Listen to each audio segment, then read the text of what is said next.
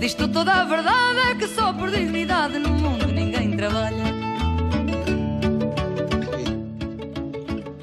Bienvenidos a bordo, a otra emisión de esta mirada que cada día se complica más en la Argentina, porque ha habido algunas noticias sobre los medios de comunicación y sobre los periodistas en particular que han asombrado bastante y van a generar una gran discusión. Todo después que ocurrió la marcha del 17 de agosto. Pero antes de eso, quiero advertirles sobre algo que creo que hace 2 meses aproximadamente señalamos en este programa, cuando nadie hablaba de la vacuna china, y le dijimos que quizás, no sé si el director tiene por ahí el video, que quizás la vacuna china empezara primero en la Argentina que cualquier otra vacuna, a pesar de los anuncios posteriores que hubo. Y también para esa fecha, o un poco más acá, les hablamos de un plan canje. De un plan canje que era cambiar la designación del Procurador de la Nación, de acuerdo a los intereses de Alberto Fernández y de Cristina de Kirchner, por el regreso de la causa del espionaje que estaba en Lomas de Zamora, antes con otro juez y después con un nuevo juez y nuevos fiscales, a Comodoro Pi. El caso del traslado de la causa de Mauricio Macri ya está en Comodoro Pi. Ahora nos falta saber qué va a pasar con el procurador. Si van a votar los 2/3 para el doctor Rafecas o se va a encontrar otro tipo de fórmula burocrática para despedir al que está en este momento. Pero no son los únicos canjes que hay. Tuvimos esta semana el reemplazo del secretario de Energía, el ingeniero Lanciani, que estuvo durante 8 meses, y durante 8 meses realmente parece que no hizo nada. Y no hizo nada por internas que había entre la Secretaría y el ministro que está a cargo de esa Secretaría, que es Culfas. Como a Lanciani en alguna medida lo pusieron entre los dos, Cristina y Alberto, ahí el hombre estuvo navegando durante un tiempo, pero cada vez se fue haciendo más preeminente la acción de Cristina.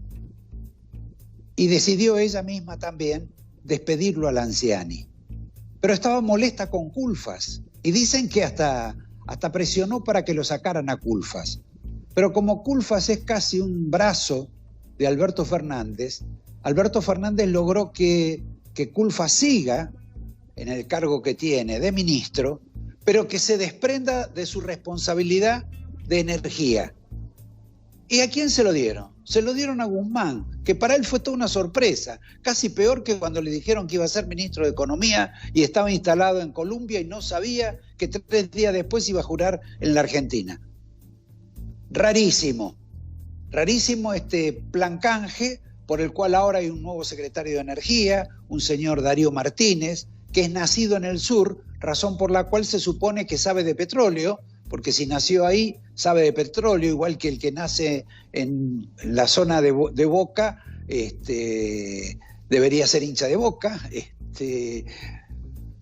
no tiene experiencia como funcionario, no se le conocen trabajos sobre el tema petrolero, salvo alguna actuación legislativa menor, pero ha sido un hombre muy importante para denunciar a Mauricio Macri en los Panama Papers. Yo creo que ese antecedente le ha servido muchísimo para ocupar el nuevo cargo. Pobre Guzmán, que de prender la luz lo único que sabe es mover la llavecita, del gas más o menos accionar el encendedor y mucho menos sabe de otras derivaciones que tiene ese ministerio. Pero bueno, el ministerio sigue ahora dominado por Cristina de Kirchner. Hay otro plan canje en marcha. El hijo de Cristina, Máximo, se reunió con Alejandra Vigo, la esposa del gobernador de Córdoba, el ingeniero Schiaretti. ¿Qué decidieron o qué negociaron? Y negociaron que los K no se presenten en Córdoba, que acompañen al peronismo para no dividirlo y no perder votos, cargos, etc. Y a cambio de eso, Schiaretti, ¿qué va a brindar? Y Schiaretti va a brindar apoyo para la designación de alguien que le venga bien a los K, que le venga bien a Cristina y a él mismo en el Consejo de la Magistratura. Después que se reunieron Alejandra Vigo y Máximo Kirchner, hablaron por teléfono Cristina y Schiaretti, si no me equivoco, el jueves pasado.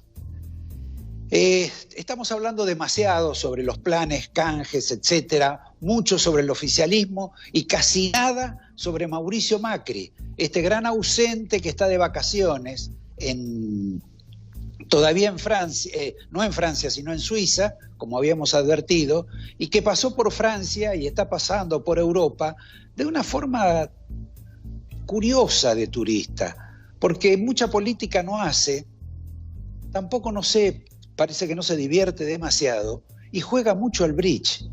Se ha enamorado, tiene una pasión absolutamente extraordinaria y hasta ha ganado varios concursos. Y con una etiqueta a su equipo. El equipo se llama Pacheco. Pero raro lo de Macri, de ir a Saint-Tropez, por ejemplo, y pasársela el tiempo jugando al bridge. Extrañísimo. Vamos a otra... No les dije la fecha que volvía Mauricio. Mauricio vuelve el 8 del mes próximo. El día anterior, quizá, se reúnan en Salto Grande el presidente del Uruguay, Lacalle Pou, y el presidente argentino Alberto Fernández, siempre y cuando avancen unas buenas relaciones que están suspendidas y maltrechas desde hace mucho tiempo, en el cual Fernández apoyó a Mujica, el hombre que se ocupa de los grandes temas del Uruguay, para decir, por ejemplo, que los porteños son unos chambones, impertinentes, etcétera, como si los porteños no supiéramos lo que somos y necesitamos la apreciación de él. En este caso, y en varios casos adicionales, Lacalle Pou habla del siguiente modo sobre la política argentina y sobre todo la imputación de que él está cercano o que pertenecía al macrismo del otro lado de la orilla. Veamos ese video, por favor, director. Cuando ganó el señor Macri se terminó una relación del gobierno argentino contra nosotros. Porque parece que ahora nos olvidamos que tuvimos 5 años los puentes cerrados. Parece que nos olvidamos que funcionarios de primer nivel del gobierno argentino terminaron con algunas industrias que empleaban casi 500 mujeres en el sur de nuestro país de confección que no pudimos exportar a Argentina. Nos olvidamos que un decreto de la señora Kirchner en su momento no permitió los transbordos de los buques que son tan importantes para nuestro puerto. Tenemos por cierto que nosotros somos Macri. ¿El frente es Kirchner? ¿El frente es Kirchner? Ellos dicen que son Kirchner, los que metían bolsos con plata adentro del convento. La corrupción más grande de la historia argentina. Yo no le faltaría el respeto ni al Frente Amplio ni a la opinión pública. Entiendo que hay un nerviosismo porque sienten a lo largo y ancho de todo el país que seguramente el Uruguay vaya rumbo a una alternancia. No sé si Cristina lo habrá perdonado a Lacalle, y mucho menos parece que Lacalle haya perdonado al kirchnerismo. Pero como son jefes de Estado, tal vez se reúnan el 7, Alberto Fernández y Lacalle Pou. Salto, hablando del perdón, ¿no? Si Cristina lo perdonó a Alberto Fernández, de todas las barbaridades que Fernández ha dicho de ella en estos últimos años, y encima le regaló la presidencia, ¿es tan cuestionable que se reúna ahora y no lo perdone a Lacalle? En fin, suspendamos esa cuestión, pasemos a un dato de la realidad. Parece que el presidente algunas de las medidas que él mismo toma no las conocía antes. La otra semana nos enteramos que estaba hasta en contra del incremento del número de los miembros de la Corte Suprema. Ahora parece que esa especie de adenda, de agregado, que impulsó en el Senado el senador Parrilli, que como ustedes saben es casi una extensión de Cristina de Kirchner, una extensión mecánica, ¿no?, de Cristina de Kirchner, planteando una suerte de artilugio diciendo que los jueces, si eventualmente se sienten agredidos, presionados por la información de los medios de comunicación o por la información de ciertos periodistas, deberían tener alguna especie de respuesta judicial, colocándolos a ellos en una situación casi de privilegio, porque acá nadie ignora que muchos jueces han participado de campañas y de fabricación de causas contra periodistas y quizá contra algún medio de comunicación inclusive cercano a la propia Cristina.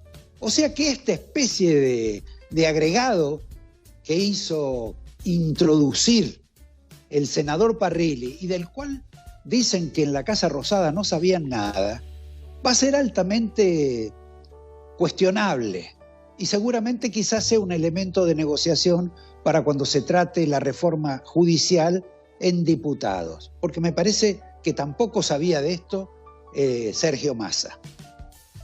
Todo esto nos está revelando un panorama muy curioso. Es la aparición cada vez con más firmeza, con más poder, si ustedes quieren, de Cristina de Kirchner, quien desde que están en el gobierno, los dos Fernández, nunca tuvo una gentileza con Alberto, nunca lo felicitó por alguna decisión. En realidad ella felicita a muy poca gente, es un estilo muy particular que tiene. Pero por ejemplo, sí felicitó a Bernie, que está en una etapa de discusión también, sí felicitó a Guzmán, sí felicitó al gobernador Kicillof. Pero Alberto nunca, ni un agradecimiento, ni una gentileza, más bien reproches, cargos, críticas. Y ahora imposición de ciertas situaciones que al presidente en general no sé si le caen del todo bien. Pero le caigan bien o le caigan mal, como decía el general Perón, cada tanto hay que tragarse algún sapo en la vida política. Quiero pasar ahora al capítulo de esta última decisión que se tomó sobre los medios de comunicación.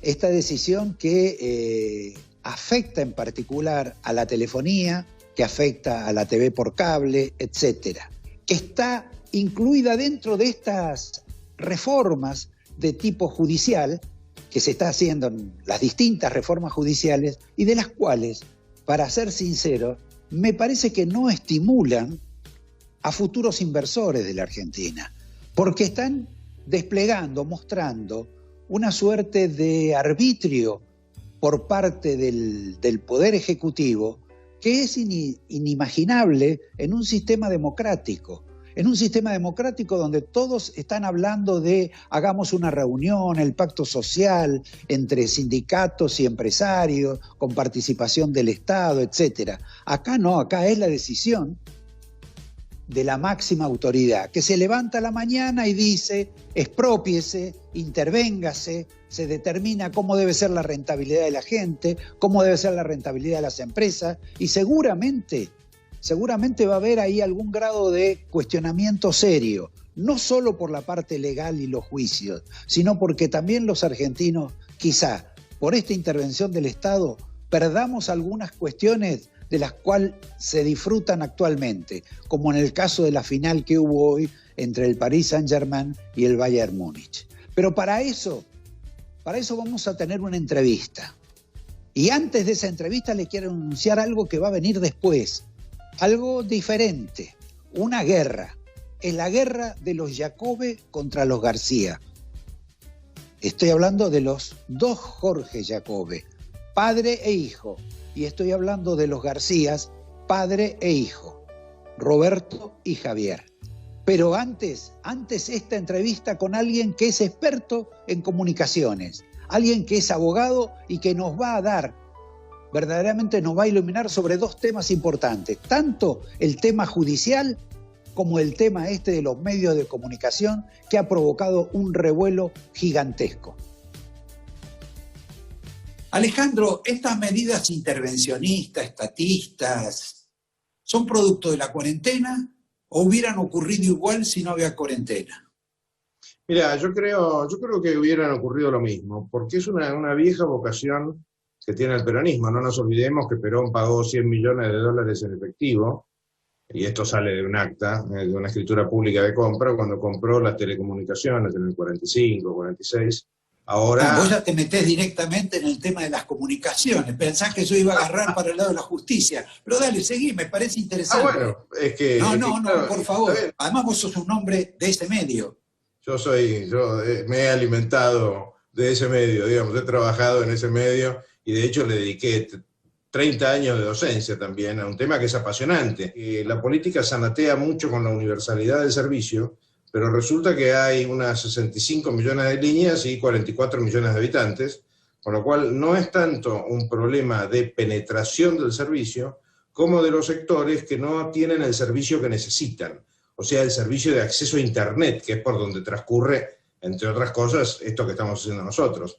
Ahí está el gran dilema del futuro, ¿no? Ahora, el gobierno se excusa en que esta es una medida a favor de la gente, porque le va a costar menos, porque van a tener la posibilidad de acceder justamente a Internet, etcétera. Pero lo que uno ha visto a lo largo de la historia es que la intervención del gobierno ha, digamos, derrumbado poco a poco ese tipo de servicios que daba el Estado.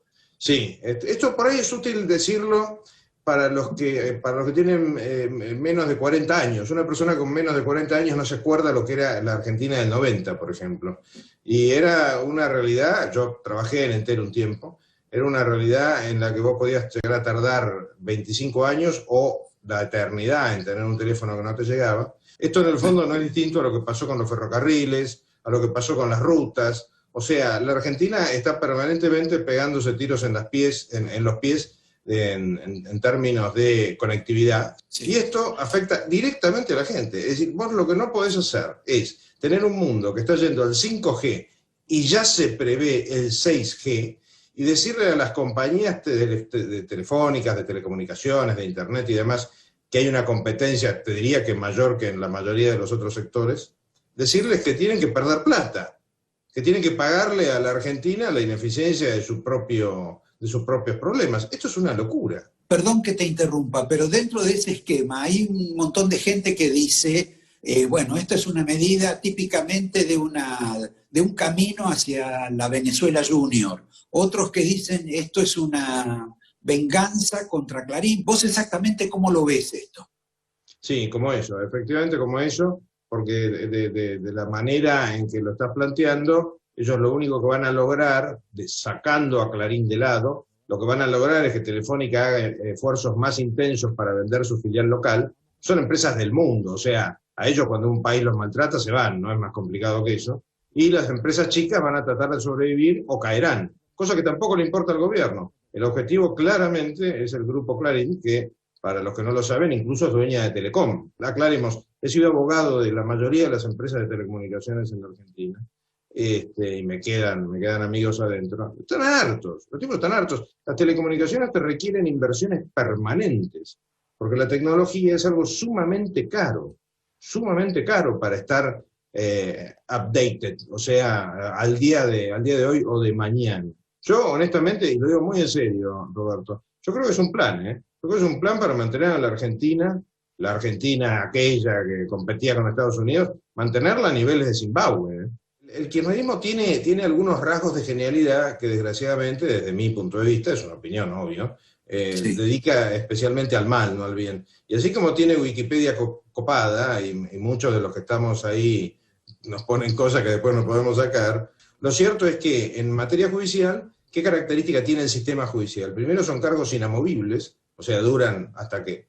Mientras tengan buena conducta, dice la Constitución, pero la realidad es que el Consejo de la Magistratura rara vez echa a alguien. Y segundo, están magníficamente pagos.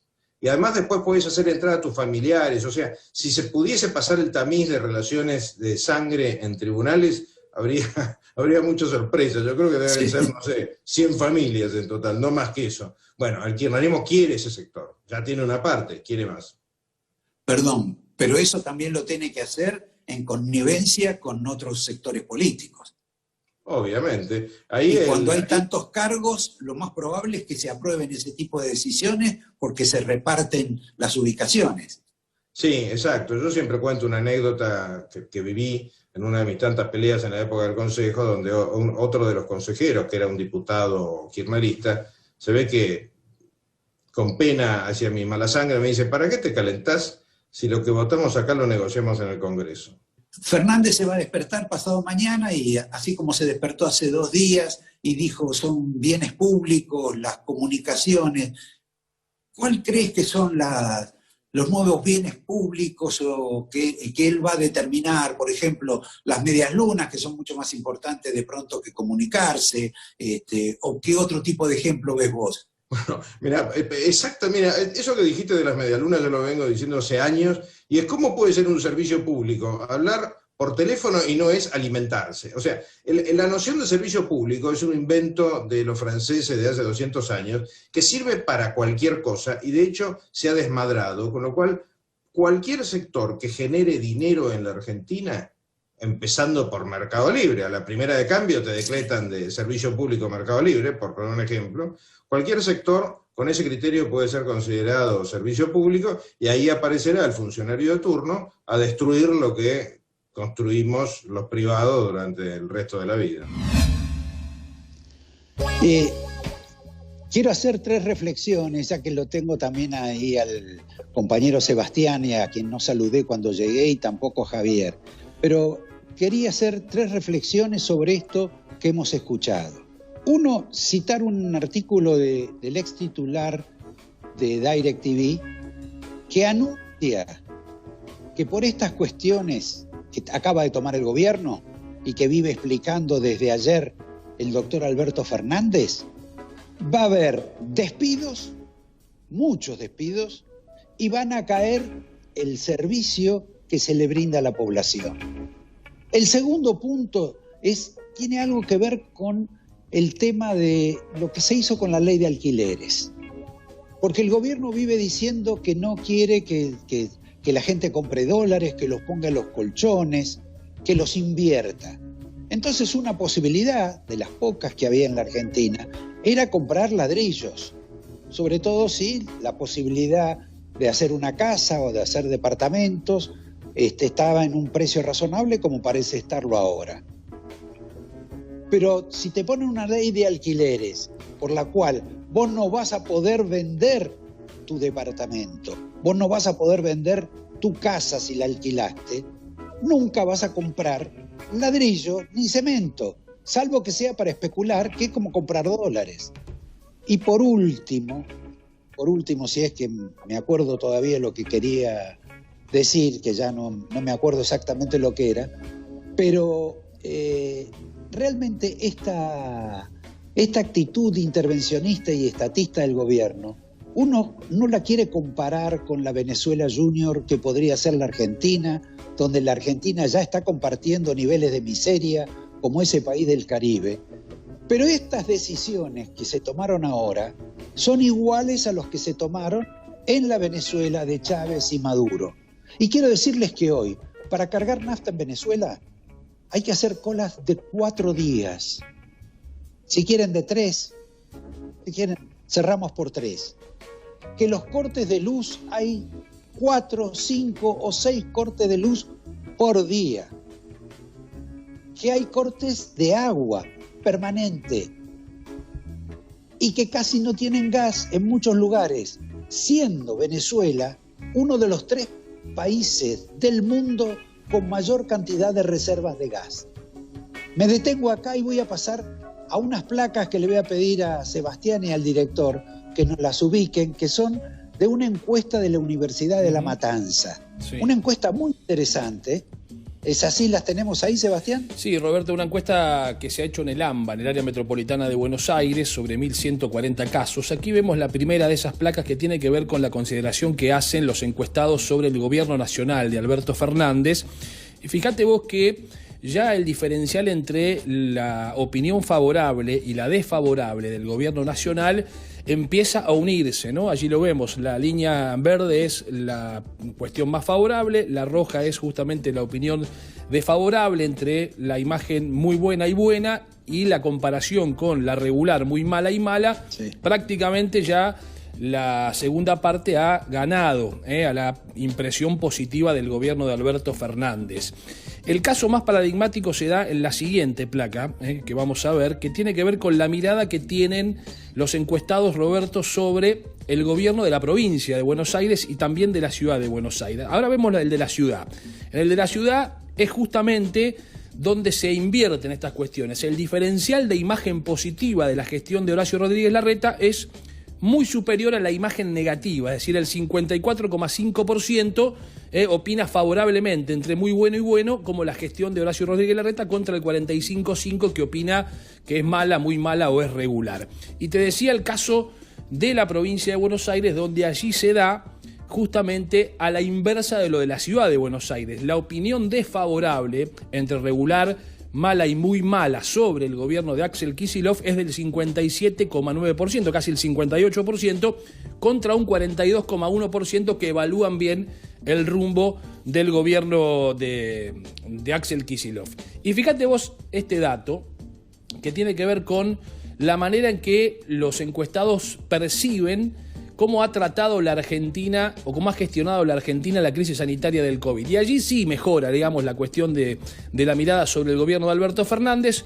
Ven como Uruguay es el mejor país que lo ha manejado al coronavirus, al menos en América Latina, 63% ha opinado ello. Y en segundo lugar, la Argentina por encima de Paraguay, 43,9% y después 27%. Roberto.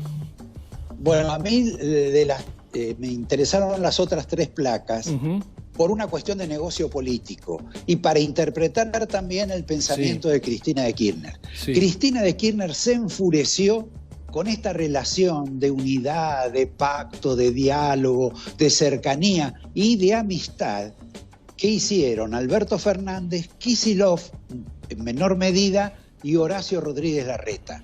Ella estaba advirtiendo hace tiempo que ese negocio de los tres juntos solo favorecía a Horacio Rodríguez Larreta. Y me parece en eso, Roberto, me parece que Cristina coincide allí con Macri en enfurecerse por esa misma situación. Bueno, eso es otro capítulo, el de Macri, pero en este caso con el que se enojó fue con Alberto Fernández. Ahora vamos a pasar, Sebastián, a algo novedoso, por lo menos vamos a tratar de que así lo sea en el programa, que es esta especie de batalla oral que tuvieron los Giacobbe, padre e hijo, contra los García, padre e hijo. Vamos por la primera parte, director. Vale. La marcha del otro día fue culpa de los encuestadores como ustedes, porque, y quiero explicarlo, la otra vez si uno le preguntaba a la gente sobre Vicentín, que conociera el tema, sabían que era una empresa que se había avivado con el Estado, le debía, no le pagaba, usufructó fondos de los contribuyentes para hacer actividades inclusive que no le correspondían, todo el mundo les parecía mal, y sin embargo la gente salió como a defender a Vicentín. Ahora si les preguntabas por la justicia, y además desde hace años, te dicen que toda la justicia es corrupta, que hay que cambiar a los jueces, que todo es lerdo, inútil, malavenido, etc. Y sin embargo la gente salió a defenderlos. Hay algo de surrealista en esto en la Argentina, ¿no? Y perdón por la pregunta larga para los dos Jorges y para Javier también. Me permito arrancar, Giacobbe. Ante esta acusación, lo primero que quiero decir es que si me pasa algo, miren a Roberto García, no miren al norte. Acá estoy, claro. La recibiré con la sonrisa. Para arrancar. Yo diría, Roberto, que todas las manifestaciones fueron muy nebulosas en términos de consignas, porque había muchas demandas diferentes, digamos. Cada uno fue a decir lo que necesitaba decir. Me parecieron que fueron muy viscerales. Es muy interesante saber que cuando una masa se convierte en muchedumbre, es porque esa masa tiene algo enquistado en el pecho, tenía algo muy visceral para decir. Me refiero por masa y muchedumbre, masa, un conjunto de gente que tiene el mismo problema, que está sometida al mismo estímulo en diferentes lugares físicos, y muchedumbre cuando pasan a estar en el mismo lugar. Si un montón de gente necesita estar junta, necesita reconocerse, necesita saber cuántos son, es porque hay algo muy grave que los moviliza. Yo creo que fue una gran catarsis, y me parece que es el inicio de un proceso que en Argentina ya hemos visto muchas veces, que es que primero se crea el mercado de un montón de gente enojada con un gobierno, que busca una herramienta para pegarle un sopapo al gobierno, y mucho tiempo después la política pone en la góndola de la oferta un producto para esa necesidad. ¿El padre agrega algo? Sí, es natural. Es decir, la víctima siempre tiene razón en términos comunicacionales. Es natural que en un pueblo tan frustrado, me parece, cualquier oportunidad de darle un tirón de orejas al poder es bueno. Sí, esa sensación, y Javier, vos también podés permitir, ¿te podés permitir alguna pregunta? Sí, yo o tenía un dato para agregar y para consultarlos en realidad. Esta cuestión de que a veces, y por ahí es un discurso un poco kirchnerista, ¿no? Pero esta cuestión de que el odio une muchas veces más que el amor. Pareciera también que la gran amalgama que se da en estas movilizaciones es quizás un odio o un rechazo a la figura de la vicepresidenta, expresidenta. Esa puede ser el factor común de las marchas, más allá que, como dicen ustedes, los reclamos son diversos. Hay una frase de la psicología que dice que todo exceso encuentra su límite. Y es obvio que el peronismo ejerce el poder en términos de exceso. Si la principal característica del peronismo es la ausencia de límite. Uno tiene la impresión de que, bueno, ha perdido volumen el apoyo o el respaldo a la fórmula presidencial, al dúo presidencial. Tampoco lo ha ganado Macri. Es como que se ha creado una nueva esfumatura política o electoral. ¿Es factible la creación de alguna figura tipo Bolsonaro con esta situación? Sí, claro. Depende del contexto, Roberto. Es decir, si el contexto es a la violencia, es a la gente armada en la calle, al saqueo indiscriminado, incluso a la irrupción de movimientos guerrilleros nuevos, la sociedad va a necesitar una bestia. En todo el mundo están creciendo, están tomando volumen todas las figuras de rasgos duros, digamos, de rasgos de identidad duro, por izquierda, por derecha, como si no importara mucho en términos ideológicos, sino que expresan un nivel de angustia de la sociedad que es muy grande. En Argentina crecen por los dos lados, digamos, es decir, crecen las Patricias Bullrich y crecen también los Sergio Berni, digamos, las dos cosas, ¿no? Frente a esto que decíamos antes, digamos, frente a un mercado de la política que primero se crea en términos del consumidor, y la política mucho tiempo después entonces le pone un producto. Pero consideremos que ya hay 44% de los argentinos que quiere que el gobierno pierda las elecciones. Del 44% de los argentinos que, diríamos como para describirlos, que son antikirchneristas o antipopulistas, y en alguna medida antiperonistas, de ese 44%, de los 44 millones de argentinos, podemos esperar una manifestación, y muchas manifestaciones, porque es un volumen de gente enorme.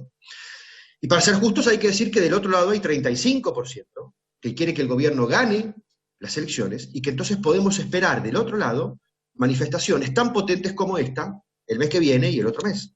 Es decir, los argentinos, después de un giro enorme, estamos de vuelta en el mismo lugar, con dos polos opuestos que horrorizan tanto como atraen.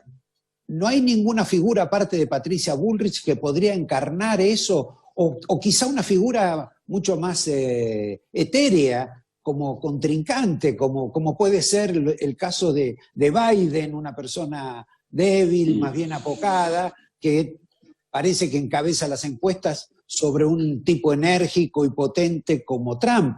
El caso de Estados Unidos merece un pequeño comentario. Primero, que lo intenso cansa rápido, Roberto, ¿no? Sí. Y este es uno de los problemas también de Cristina. Perdón, eso es a nuestra edad, ¿eh? No, estás hablando de otra cosa vos. No. A nuestra edad lo intenso es maravilloso. No solamente cansa, sino que enamora. Mirá. Lo que te diría es, va a surgir, el espacio se va a cubrir. Será Berni, será Patricia, será un emergente que todavía no esté reconocido, lo suficientemente instalado, pero si Argentina se complica hacia el lado de la violencia, la bestia va a surgir, digamos. El protector, el padre protector de todos va a surgir, sin duda. Yo les quería hacer una consulta, que se habló mucho del matrimonio forzado, ¿no?, entre Alberto Fernández y Cristina Fernández de Kirchner. Un matrimonio que por ahora pareciera que convive en cierta armonía, con diferencias, pero con cierta armonía. Pareciera ser, no sé cómo lo ven ustedes, que quizás ese matrimonio que pudiera generar alguna ruptura tiene que ver con esa histórica de que la oposición siempre viene de adentro. ¿Cómo ven el rol de Sergio Massa en esta situación, si es que empieza a diferenciarse y empieza a marcarse como una opción electoral por fuera del matrimonio Alberto y Cristina?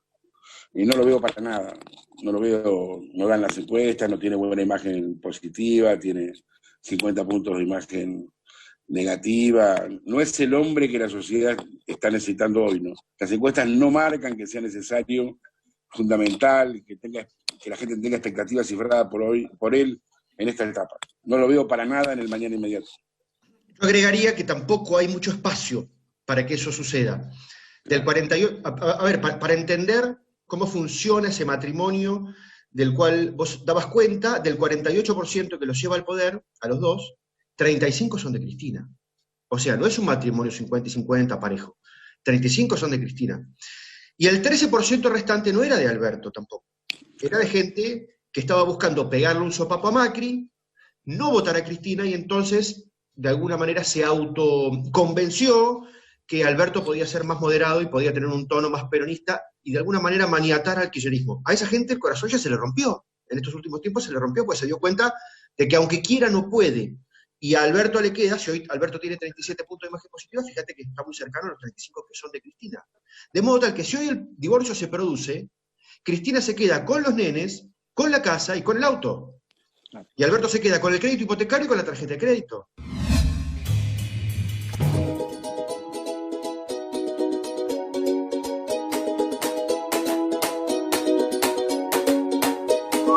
Hola, ¿estás buscando innovarte? ¿Buscas nuevos horizontes? ¿Querés diversificarte? Nosotros, New Capital Realty, estamos para ayudarte.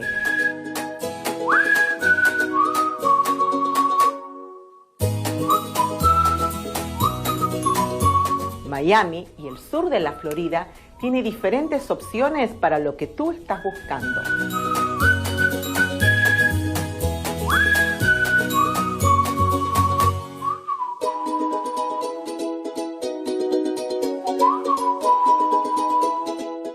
Síguenos en los próximos segmentos para darte todas las opciones que tenemos para ofrecerte. Y recuerda, hablamos tu idioma.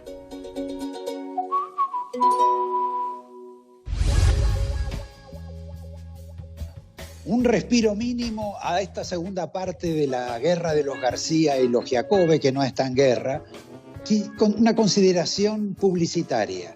Ustedes ya deben haber visto carteles sobre Máximo Kirchner, en los cuales se alude a los próceres que han sido sus padres y a la mente brillante que es él. Y también han visto unos videos sobre Sergio Berni, haciendo todo tipo de demostración física, de inteligencia, de poder.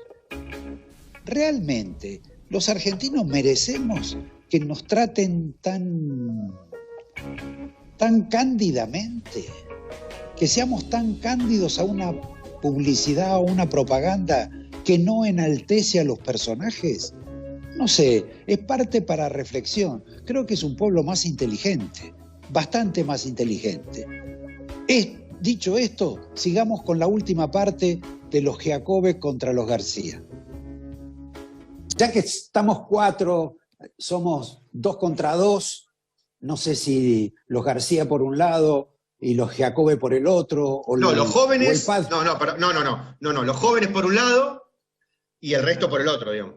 Claro, están aprovechando. Los jóvenes somos nosotros, Roberto. Eso de la intensidad.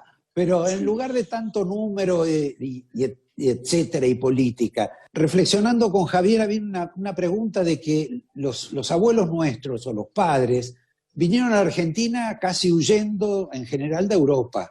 Y si ahora hay una encuesta, una gran parte de los argentinos jóvenes se quieren ir como sus abuelos quisieron llegar. ¿Esto es solo producto del fracaso de la Argentina? Nunca es monocausal, Roberto.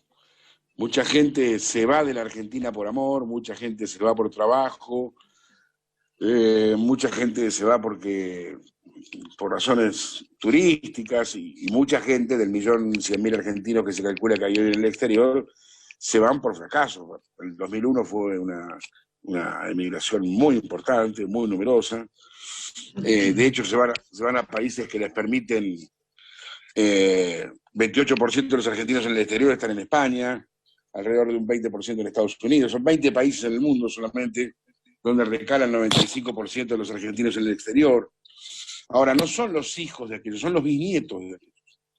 Y sí creo que hay una noción muy clara y muy acertada de los jóvenes argentinos que leen que en la Argentina no hay futuro.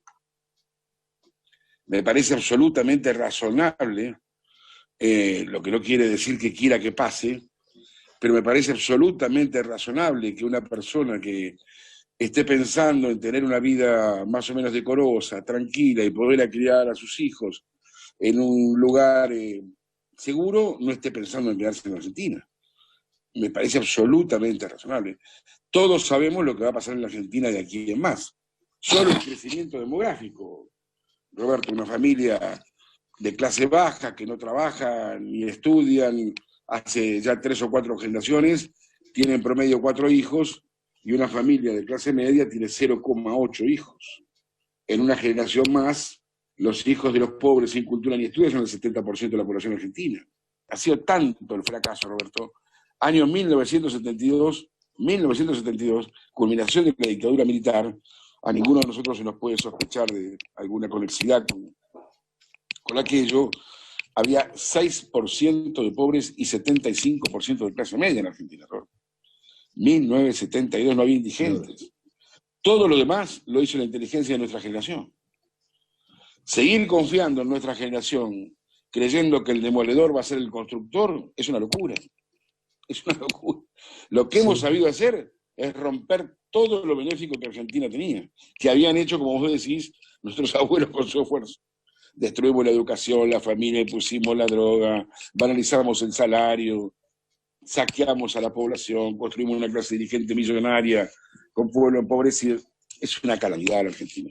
Y vos, Javier, Sí. seguramente hablás críticamente de mí a mis espaldas. ¿Qué es lo que tenés que decir ahora que estamos en esta exposición pública? No, bueno, yo primero quiero entender las causas por las cuales llegamos a esto. Si es una cuestión de educación, ¿en qué falló esa generación o la generación de ustedes? ¿En qué falló para que no solo nos haya pasado lo que nos pasó, sino que mantengamos cíclicamente los mismos errores? Porque creo que estamos todavía en un camino de deterioro y decadencia del cual no podemos salir. No es que nuestra generación aprendió los errores de la generación pasada. Nuestra generación, que empezó y está incipientemente a participar de las soluciones, no las está encontrando, sino que nos mantiene en este círculo constante, cíclico de crisis cada vez más profundas, en donde cada vez nos vamos enterrando más. Yo diría lo siguiente para complementar eso. Me parece que las generaciones no tienen que pelear las guerras de sus padres. Y tampoco tienen que hacer lo contrario, digamos. Es decir, vos fíjate, los jóvenes de hoy que entran a la política en una reivindicación soft de lo que fue los 70, o lo que fue los 80, o lo que fue los 90, digamos, eligiendo el periodo que quieras, no dejan de ser una referencia al pasado, ¿ok? Y los que quieren pelearse con todo el pasado también están haciendo exactamente lo mismo. En definitiva, para adherirte o para rechazar, vos gastás tiempo en referencia al pasado. Y en algún punto esta es la lógica que hay que cortar. Hay que resetear. Volvamos un poco a las figuras, a lo que tenemos cerca, a lo que parece proyectarse. De Horacio Rodríguez Larreta al hijo de Cristina, que en alguna medida ya empieza a ser Máximo y no el hijo de Cristina. En ese plano, ¿cómo ven ustedes esas figuras, esta nueva intrusión en el mundo político? Espero que el cambio generacional se produzca mañana a la mañana, porque es una locura insistir con nosotros. Es una locura, es decir, mucha gente me pregunta, que yo tengo una discusión enorme con Mauro Viale con relación a este tema, que él me dice que mi hijo es mejor que yo le digo que el hijo de él es mejor que él también, y a él le cae muy mal esta cosa, porque él dice que él sigue siendo mejor que su hijo, y yo estoy muy orgulloso de que mi hijo sea mucho mejor que yo, porque esa es la misión de un padre. Y lo que te digo es, la gente me pregunta, pero nuestros hijos, primero, nuestros hijos son el resultado también de nuestra inteligencia. Esto no es un problema de que nuestros hijos son la creación de otro. En todo caso, si hubiera una generación que nos sucede a nosotros, peor que nosotros, también es responsabilidad nuestra.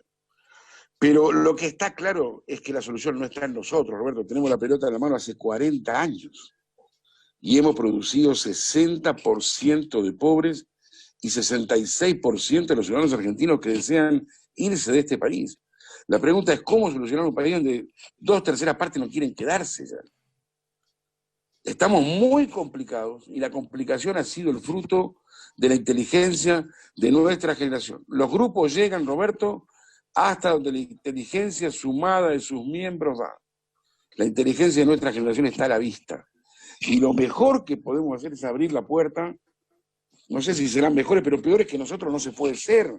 Los dos chicos piensan parecido. A Javier lo veo totalmente convencido. Sí. No, yo creo que la situación argentina es dramática. Yo no sé si es responsabilidad de una generación. Me parece que es culpa. A ver, el otro día justo hacíamos una nota en el programa de que la realidad de los últimos 25 años, incluso la clase dirigente es la misma en Argentina. Ha cambiado por periodos, pero incluso son siempre los mismos representantes que cambian de lugares y de roles, pero siempre son los mismos. Ahora, yo no tengo tanta confianza en las nuevas generaciones. A mí por lo menos me preocupa, a ver, en algún sentido puede haber una luz de esperanza en algún cambio, pero por ejemplo, y por personalizar en algo que se conoce, los muchachos de la Cámpora piensan muchas de las cosas que son parte del atraso argentino y sostienen y reivindican personajes de la historia que quizás han tenido responsabilidad que en la Argentina de 2020 tengamos los problemas que tenemos hoy en día. Entonces me parece que no sé si hubo un aprendizaje de parte de la intergeneracional, vendría a ser, con relación al futuro, o un debate abierto sobre estas cuestiones. No está zanjado, me parece. Una vez conversando con un amigo empresario que vive afuera, llevábamos ya un rato largo conversando sobre qué le puede estar pasando a la Argentina y desahuciado me dijo, Jorge, me parece que hay algo en el agua. Nuestras encuestas dicen que 46% del electorado argentino se siente a sí mismo independiente o apolítico, que queda un promedio de entre 15 y 18 puntos de personas que dicen que son peronistas, que queda un promedio de 8 puntos que dicen que son kirchneristas, 5 puntos que dicen que son radicales, 4 puntos que dicen que son de izquierda, murieron las pertenencias. Si el pueblo argentino se da cuenta que ya no es un rebaño de peronistas y radicales que le mostraban un cuadro y iban a votar, sino que hoy el político tiembla ante la posibilidad de que el votante cambie de signo, como lo está haciendo permanentemente, se van a dar cuenta que el poder lo tiene el electorado y que terminó la era del poder del político. Le agradezco a los dos, a Jacobe, a Jorgito sobre todo, y también a vos, Javier. Muy gentil, ya nos vamos a volver a reunir porque me parece que ha sido fructífero para la audiencia. Un abrazo grande para ustedes, sobre todo, por supuesto, a Javier también. Claro. Muchas gracias, saludos. Bien, después de esta amable batalla, y pensando como Jorge Jacobe de que los hijos, por lo menos mis 5 hijos, son mejores que uno, le vamos a dar la oportunidad de Javier para ver si es tan bueno para hacer una nota sobre los nuevos miembros que están integrando la comisión para agrandar la Corte Suprema, sobre curiosidades de estos personajes que en su mayoría son penalistas, pero que de cualquier modo ese no es la discusión. La discusión es la nota que nos plantea Javier. A Javier le pedimos que hiciera una nota sobre la reforma judicial, pero resulta que la reforma judicial son varias reformas judiciales. Es la reforma judicial propiamente dicha, con infinidad de cargos a repartir y a negociar, es el traslado de jueces, es el aumento, el incremento de la Corte Suprema en ministros, es también el cambio del procurador. ¿Por qué es todo esto junto para pasarlo por una sola puerta? Mira, algunos sospechan que es el famoso dicho ese de ¿cómo haces para esconder un elefante en un bazar? Bueno, llevando 4 o 5 elefantes más para para disimular la presencia de ese elefante. Con la reformulación de la Corte Suprema, que lo que nos han contado sería el elefante que más le interesa al gobierno hacer pasar o que prospere. Perdón, ¿al gobierno o a Cristina? Porque, Bueno, ojo que la señora Vilma Ibarra salió a decir que al doctor Fernández, Alberto Fernández, al que vos decís que no es profesor, no le interesa para nada el tema de aumentar el número de miembros de la Corte. dicen eso, incluso lo dijo el propio Alberto Fernández. Una cosa curiosa con relación a este consejo que crearon para ver la reformulación, es que les dieron 90 días les dieron para que elevaran un informe al presidente, tocando todos estos temas que vos decías antes. Pareciera ser casi una misión imposible, escribir un texto de esas características en 90 días. Algunos sospechan que ya hay grandes avances en borrador sobre ese texto. Háblame un poco de los miembros de estas, son como 11, pero empecemos con el más famoso, con Arlanian. Arlanian es el más conocido, y Arlanian, vos recordás que Arlanian fue ministro de Justicia durante la presidencia de Carlos Menem, ¿no? Bueno, y tal vez recordarás, o no, es un dato curioso, que fue el ministro durante la sanción de la ley que amplió la Corte Suprema de Menem y que transformó la Corte en la mayoría automática, que después fue reformulada por el propio kirchnerismo. Ah, mirá qué detalle. Yo me había olvidado de eso, ¿eh? Así que es el hombre de la mayoría automática. Es el hombre que era ministro de Justicia cuando se sancionó esa ley. Ajá. Y después del socio de él, de Beraldi, ahora tan cercano, pegado, para salvarla a Cristina de tantas causas. Beraldi es abogado de Cristina, es abogado de Pepe Albistur, el dueño del departamento donde vive Alberto Fernández, y también es abogado de Romina Mercado, de Romina Mercado, la sobrina de Cristina. Y te voy a dar una curiosidad.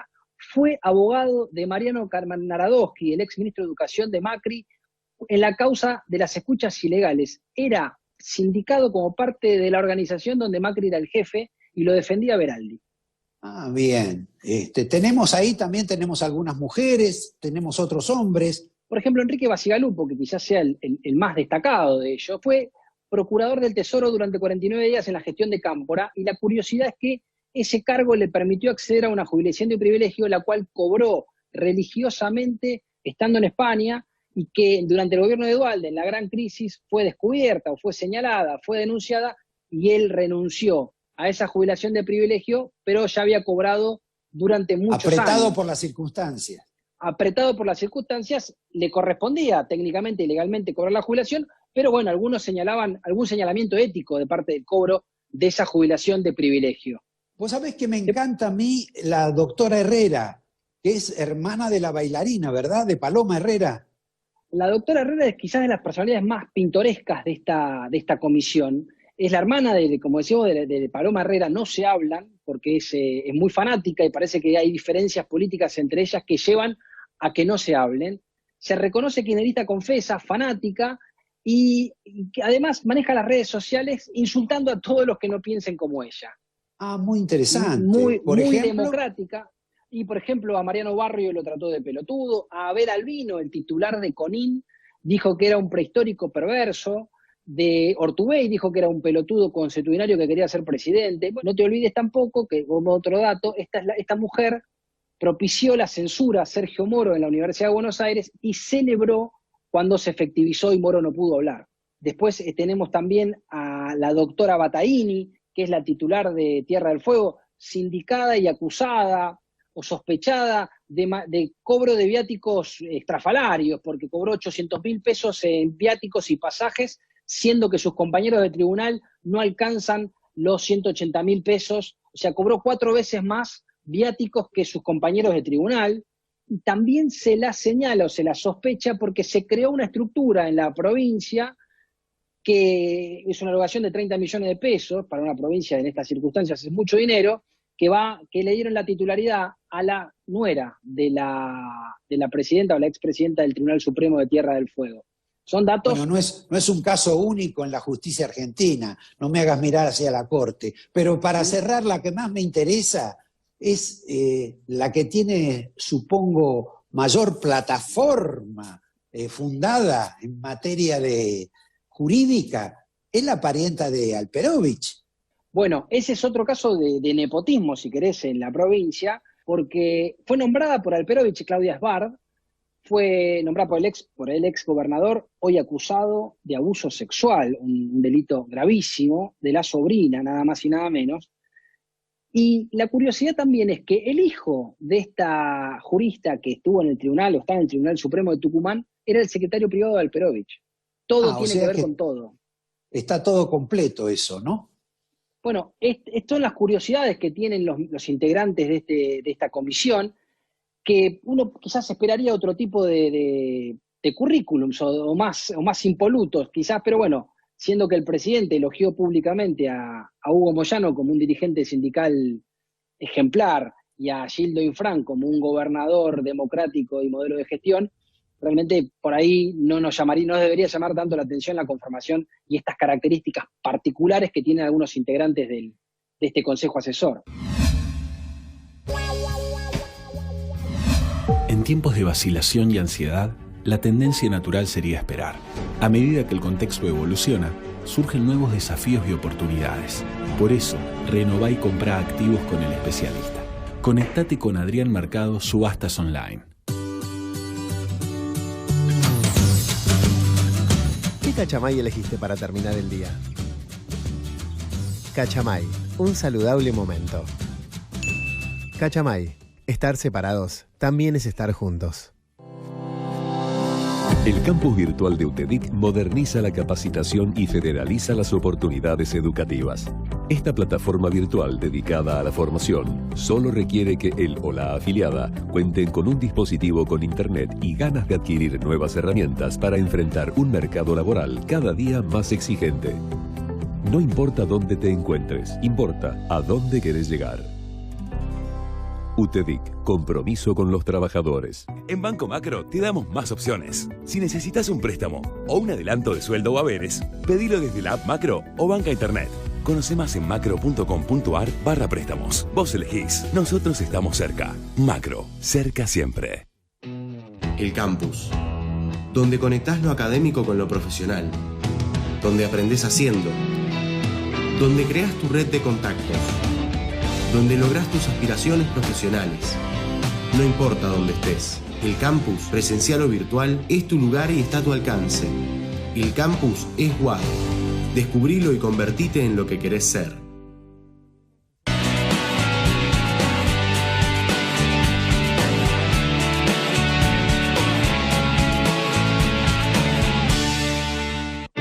En Argentina hay salas de terapia intensiva que necesitamos reservar para casos complejos y urgentes. Nuestros médicos y enfermeras trabajan 24 horas pensando en vos, en tus hijos y en tus padres. Cuidemos a nuestras médicas, enfermeros, nuestros mayores y nuestros hospitales, quedándonos en casa. Es un mensaje de Pervinox, el antiséptico más utilizado en todos los hospitales de nuestro país. Llega el Comfort Sale a Divandito. Aprovecha hasta un 40% off y 18 cuotas sin interés en nuestra exclusiva colección de sillones de relax a precios verdaderamente increíbles.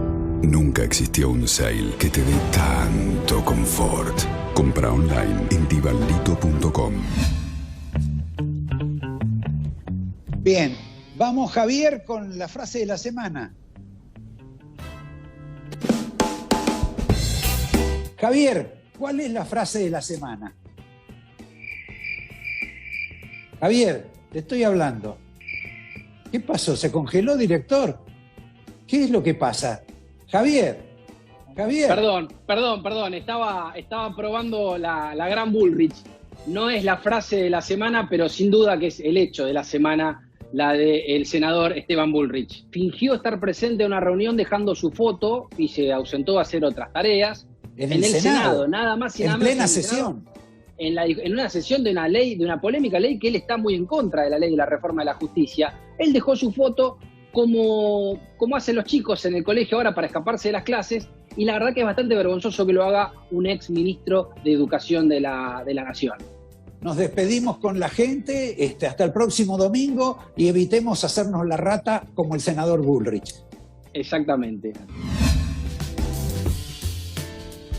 Compañero Sebastián, yo acá estoy, antes de cerrar no hay y foto de despedirnos, mía, soy yo. ¿Me decís algo de lo que pasa con esto que tampoco invitan a los inversores con las tomas en las provincias de Buenos Aires, la ocupación de tierras? Sí, 3.000 tomas se han registrado según una ONG que ha estudiado el tema, lo que está generando, por supuesto, mucha tensión entre movimientos sociales, intendentes, la acción permanente de la policía de la provincia de Buenos Aires y también dentro del propio oficialismo, donde ya hay miradas diversas sobre la cuestión. Para cerrar esto, Roberto, el propio ministro de Seguridad, Sergio Berni, considera y tiene información de que detrás de las tomas hay movimientos sociales y lúmpenes. Así lo ha definido el propio Sergio Berni. Mirá qué interesante. Lo que me pareció bastante simpático, y ya con esto cerramos, es la respuesta que le dio el exjugador de fútbol Ruggeri a Juan Grabois, sí, quien se enmudeció después de lo que le dijo Ruggeri, y con el dato futbolístico de que por primera vez en la historia del fútbol, Ruggeri y el ex arquero de Vélez, Chilavert, deben haber estado de acuerdo. Exacto. Gracias, Sebastián, gracias, Javier. Buenas noches a todos, nos vemos el domingo. El petróleo está presente en nuestro entorno diario, no solo en los combustibles y el asfalto, también en plásticos, solventes, pinturas y hasta en ciertos cosméticos. Adrián Mercado te invita a Expo Capipe Virtual 2020 para conocer más sobre energía, gas y petróleo. Del 10 al 20 de septiembre, la primera exposición 3D del sector petroenergético. Auspicia Adrián Mercado. En Divanlito tenemos los sofás convertibles perfectos para disfrutar al máximo el placer de estar en casa. Aprovecha nuestro aniversario y obtené hasta un 40% off y 18 cuotas sin interés. Comprá online en divanlito.com. Descarga la aplicación Cuenta DNI de Banco Provincia en tu celular. Banco Provincia. El plan Detectar está llegando a cada barrio de la ciudad. Estamos haciendo una búsqueda activa de nuevos casos para identificarlos y resguardarlos. Así, estamos anticipándonos y cortando la cadena de contagio. Cuidarte es cuidarnos.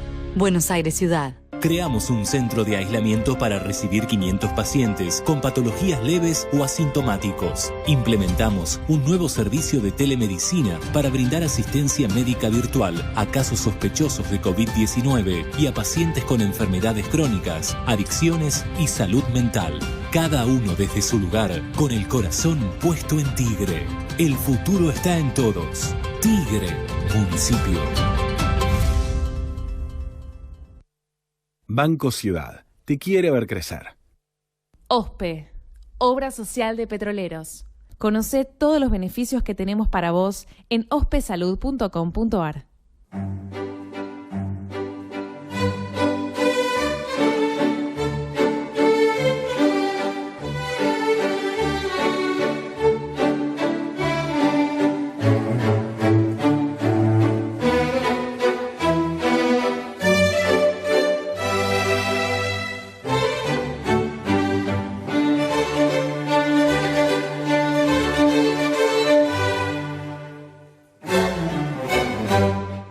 Grupo Petersen, desde 1920, construyendo el país. Si tuviste COVID-19, podés ayudar a salvar vidas. Dona tu plasma. Legislatura de la Ciudad Autónoma de Buenos Aires. Edenor, es tu energía. La mejor.